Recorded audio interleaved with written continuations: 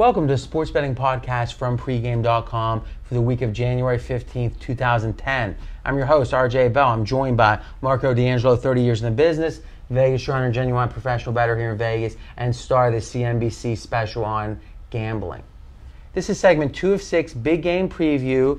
We're talking about what game are we talking about here? Baltimore at Indianapolis. Baltimore at Indianapolis. I had it a little bit misordered. Okay, VR, typically we go straight to you with the line report, but in the last segment, if you guys are watching on video, this is another video. You can get that at pregame.tv. We were talking about quickly, Marco, about how you made a comment about the Arizona game in which you were saying that some early circumstances led to the extreme scoring. I just wanted you to clarify, and what did you exactly mean by that?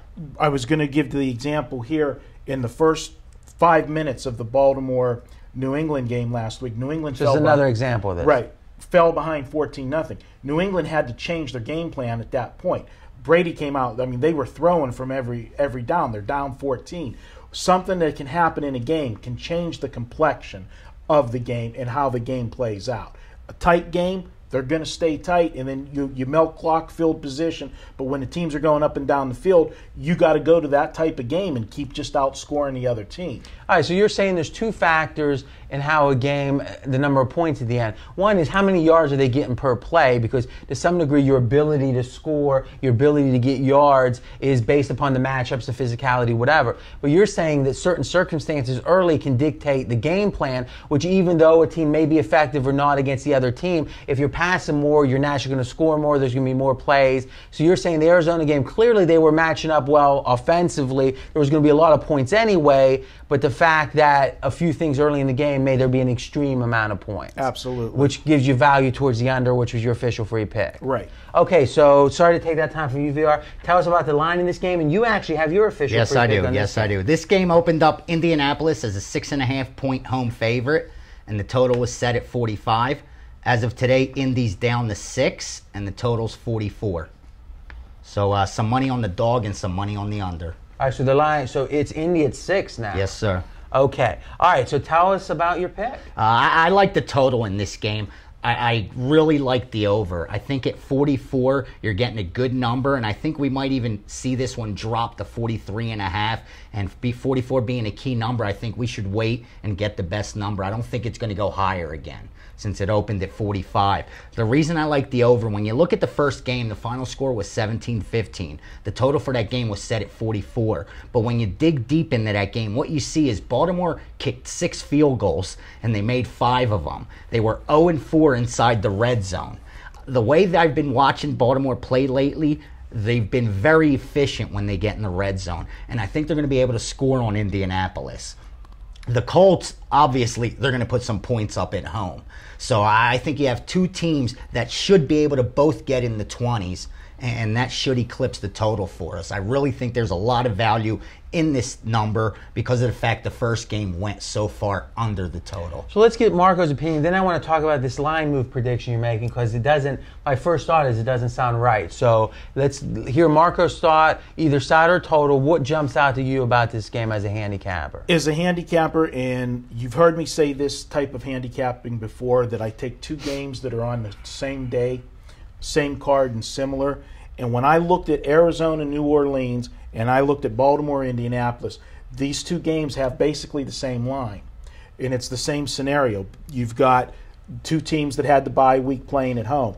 So I dug deeper and I looked at what's the public perception on these 2 teams coming in, New Orleans and Indianapolis, because they mirrored each other during the regular season with the win streaks.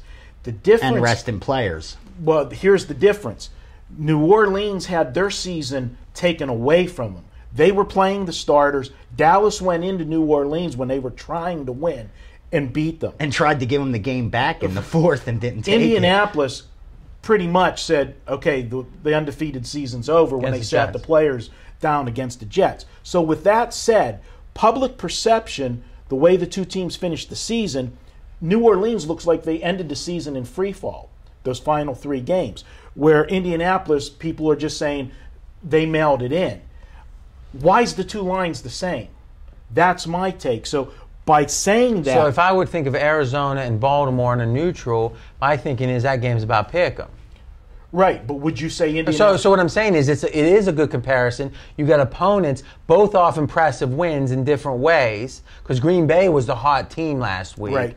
So you got similar opponents playing seemingly similar favorites, but you're saying not so similar because Indy should be looking better. So you're saying the Indy line should be higher than the New Orleans line. Right. So, and based on that, if I just did it by that handicap, my initial read, based on what Vegas would want you to do, is me doing the opposite. I would lean to New Orleans in the other game, and I would lean to Baltimore. So you're saying that from a public's perception, the New Orleans line should feel a little high. You should think there's value with Arizona.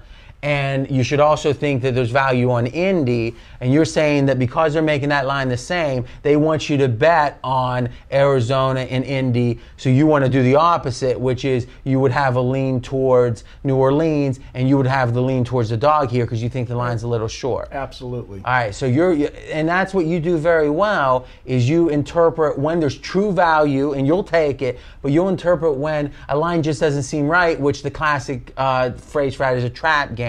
So you're thinking that right now this line's a little short as a trap. That's what I say. I mean, you got to admit, Indianapolis looks more attractive than New Orleans. Yeah, I put this line 7.5 when I did my handicap before I saw the line. So I agree.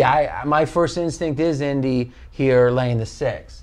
Okay, so let's talk about, all right, so we got a lean on the dog. We got an official free pick on the over. I love what you're saying about last time because red zone to some degree is random. Yeah. That 1 3rd and 7 play swings 4 points. It can change the complexion of the game too. So you're saying watching that game, looking at the yardage, it should have been more points.